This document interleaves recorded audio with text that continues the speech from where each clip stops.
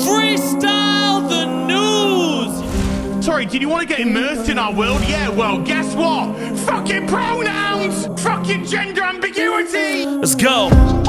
Your world ended at some pronouns. Tomatoes getting rotten, got $50, just hold out. You go now, established from politicians who roll out younger and younger, saying they hungry until they vote down. It's all green, first it was Ida and now it's all Lee. Hunter getting Trump by the prosecutor to stall plea. Gossip is for suckers, but Joe be divorcing Sophie. Assassinating characters, TMZ him like Britney. Coco gotta wait on your serve. You acting petty while they chanting something probably worse. Another strike they shutting down, you gotta pay if they work. It's getting hotter than the chip that might just kill if they burn. You'll never learn, come on. Workplace toxic, Fallon looking awful. Theo Von saying how Cass Media got you. Stealing all the money, now CoffeeZilla can spot you. Danny Masterson just got his Halloween costume, it's orange. Wake up, the age is starting to look important. You got a trend so that single singer become a chorus. We still got fights over climate and stalling for abortion. Even with the criminal, we ain't sure about the peak performance. North Korea, Russian arms, money goes to Shah Rukh Khan. Kendrick throwing shots at jail like French and Big Sean. Clash, like Mr. Beast vs. Jack. Shots fired like ladies hiding guns in their gut fat. What the fuck, man? Starlink shutting down Ukraine plans. Fire festival, but instead it looked like a burn man. Ashton sending letters with Mila trying to save Dan. Apologizing after no ukulele to save brand. Nah, fam. Get out of pocket like your podcast. Upping the price on a new iPhone when they call Max. All facts, I'm just trying to make it out the stadium before I meet some dude who said he walked from Pennsylvania. Oh! Pronouns! Pronouns! Too soon? You should be in jail. Jail is where you should. Oh, okay. Hey, yo, what weird gossip column reality are we currently living in right now? Hey, thank you guys so much for watching Freestyle the News. If you like what you heard, real quickly, can you roll a D20 to attack that like button? Okay, natural 20. So you raise your mouse clicker to the top of your screen, staring down the like button, which stares back at fury as well as helplessness, and you bring it down just with this immense, powerful force and smack that like button so hard that it reverberates throughout the screen, and you can hear cracks like it's like hockey from Luffy, right? Just bursting through the YouTube algorithm to other videos on the Zaid Tabani and even the Philip DeFranco channels. And then you pull your hand back from the mouse button, go to your keyboard and leave a comment about your favorite bar. Or I'll let you handle it. How would you hit the like button with a critical D20? This is the nerdiest one I've done. First off, I gotta mention, thank you for everybody for the well wishes about my grandfather. If you didn't know, my grandfather passed away earlier this week, Junaid Joffrey. It has been a very intense roller coaster of a year, you guys. So my grandfather was 93 years old. He was an incredible person. Really sweet, really kind, lived in Pakistan, served in the Pakistani Navy, as a commander. He served as a captain in the Merchant Navy. When I was 7, he got shot in the head 3 times and lived, and was just it wasn't even a big deal. He was just that guy. He was that guy. He suffered a stroke a month or 2 ago and came back and was just recovering. He was doing really, really well, to the point where my mom would call him and be like, hey, are you doing okay? He's like, no, I'm fine. How are you? How are you doing, Shamama? Which again, he was that guy. He was him. I feel a lot of pride in talking about that man. Also, I kind of look like him, but I have to lose weight to just get that physique.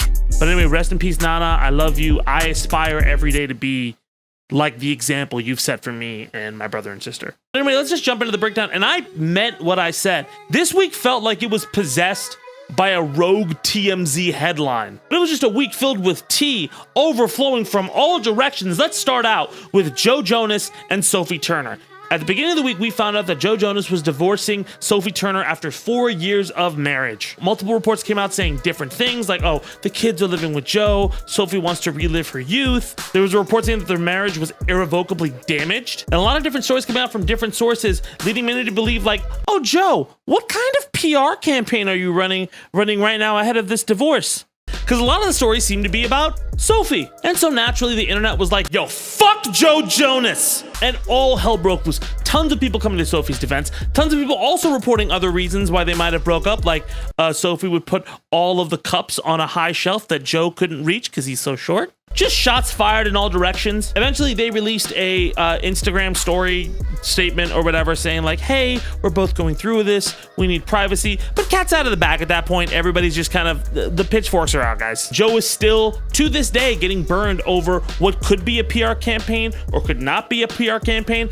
I don't fucking know. All I know is that right after that, I heard that US Open winner Coco Gauff, in her match against Laura Siegmund, had a very, very interesting moment because Laura was doing a bunch of weird ass shit. If you didn't know, Coco is this up-and-coming 19-year-old tennis star and My Hero Academia stan. And Laura is a veteran of tennis, 2-time Grand Slam champion. List of accolades, but it's looking essentially like Coco is kind of gonna take this one. And so Laura starts doing a bunch of sus-ass shit, like going to get a drink of water during a serve. There's this giant crying session at the press conference like, I'm not a bad person, I'm a good guy. Why do people hate me? I'm definitely not a villain. Because you were doing some sus-ass shit, Laura. And some sites kind of reported on, I'm sorry, I have to say it, white woman tears, and other sites reported on what was going on. Wasn't helping. But anyway, that's in the past. Coco won. Wait, there's more. Somebody else at the Alexander Zverev US Open match started doing a Hitler chant, which is fucking,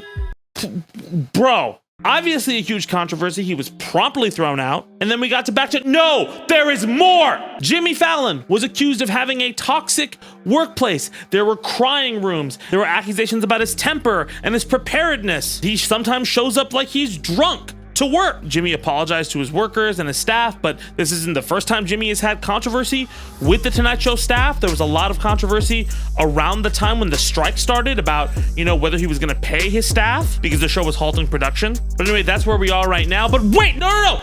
I'm still not fucking done. Danny Masterson got convicted of rape on 2 counts of rape, and a bunch of actors sent in letters of support of Danny Masterson's character, 2 of them being Ashton Kutcher and Mila Kunis, saying he's an extraordinary father, he's a role model, and obviously this brought insane amounts of backlash because they're defending a convicted rapist, and that backlash for, hey, you guys defended a convicted rapist, spiraled into, hey, by the way, Ashton, did you murder your ex-girlfriend? What the fuck? There was a point when Ashton tried to go out with a woman, Ashley Ellerin, and he showed up at the house and she was dead. She was killed by the Hollywood Ripper. But Ashton's ex is implying that he may know something about, okay, this is just fucking messy. It's getting to QAnon levels. All right, okay, let's start here. Number one, if Joe Jonas is doing a PR campaign, that's in really bad taste, Joe. Don't fucking do that. But also, I don't think discussing celebrity lives like that and feeding more into that fire is great for other people in that story, particularly Sophie Turner and her kids. It's great for people to feel support, but it's very quick for that support to become gossipy and very transactional. So it becomes very scary when it's around gossip that support happens. It's not great to see a huge personal traumatic part of your life played out over headlines because you know what that support Sophie's getting. She's also getting a lot of backlash from shitty people. That's not great. Coco Gauff won. That's great. Laura Siegmund was clearly in the wrong. That's fucked up. Late night is a difficult place to work, but Jimmy Fallon has had a lot of issues with his ship for a while, as has a lot of other late night TV hosts. It seems like a pervasive industry problem that needs to be solved. I would not put it past other late night hosts also having maybe not the exact same problem, but other similar work environment problems. And that's a really bad look by Ashton Kutcher and Mila Kunis, but it kind of leads me to my point that it's not surprising, not because they're shitty people, but because they're human. The thing about gossip with celebrities and all of these kind of figures is that the Ashton Kutcher and Mila Kunis thing is obviously fucked up. You should not have written that letter. I'm sure they presumed he was probably innocent, but dude. And it doesn't help that Bijou Phillips was mocking the victims as well. I think the main thing that I take away from all of these stories overall is this. It crushes down human flaws into popcorn narratives. This person is a selfish, PR machine, Machiavellian scheming person, and this is a doe-eyed, cute babe in the woods. And it's very easy for that to be flipped and more backlash to come to that babe in the woods and more support to come to that other person. And I just don't like people playing with human beings like that. Yes, these are public-facing figures, and that is part of the game, but there is a relishing in that gossip that I just don't like. I found this forum called Foul Moi on Reddit, which I didn't know was there, and the amount of people who are just digesting personal gossip and continuing to gossip about celebrities on there was a little terrifying, because that's why Twitter sucks. Like, you know, that's like why, like the amount of gossip and the messiness is why like things like Twitter, we hate those kind of things. But it's like actively supported and people are actively seeking it out. I don't know, man. I feel like gossip has gotten to this point where it is toxic to kind of participate in, because we think we're supporting things like with the Mila and Ashton story, we think we're supporting things like, hey, hold people who defend rapists accountable. But really, the way that story plays out in the media is it becomes a story about Mila and Ashton and not about the underlying structures that lead to sexual assault in those cases. Yes, you could argue that enablers and stuff like that are part of that problem, but that's not how it's going to play out in the press. It's going to be presented to the press like, look at these two weird famous people. They're famous and shitty. Aren't they famous and shitty? As opposed to, look at these two people who are enabling this person. This could be you. This monstrous thing is common, and it could be you. When you separate bad behavior by identity, it creates a problem where you may not be able to identify it. I can tell you personally from experience, I know other people who have, when their friends are in the spotlight for bad behavior, have been like, I don't believe it. It's hard for them to hold that person accountable, even when they've been talking a big game outside of it. And it's because they are people. They are susceptible to the same problematic system we are all in.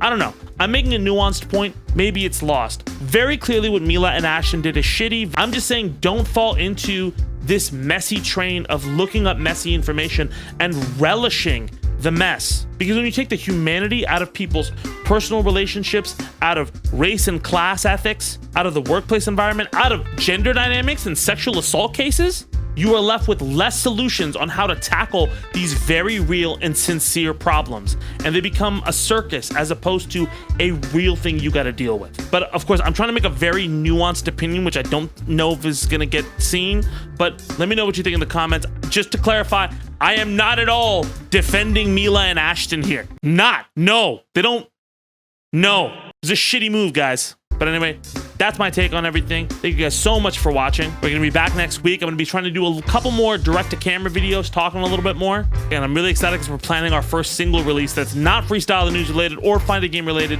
soon. And I'm in a big video game coming out very soon, and I'm excited to talk about that. But anyway, my name is Zaid, and I'll see y'all soon. Let's go!